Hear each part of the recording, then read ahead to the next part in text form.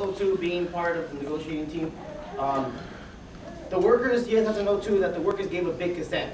At first, we're all about card check, and to meet the college's terms or to get moving to the next step, the workers decided to go with the mail and vote process. And we go by that. We tell them, we show them our proposal, and we tell them that we want a strict neutrality. And first the problem was that they didn't want card check. They wanted some kind of secret vote. Okay, so we gave them a secret vote by doing a vote by mail.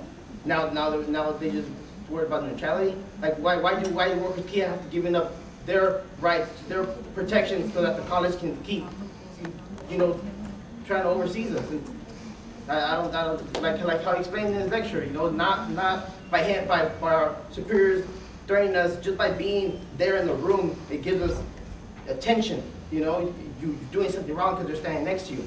They don't have to say anything. We are intimidated at work already. And it's hard moving forward with these process and with the college that says that's willing to negotiate with us. When we go in and we propose our proposal and they just kick us out and say no, come again. I don't think that's right.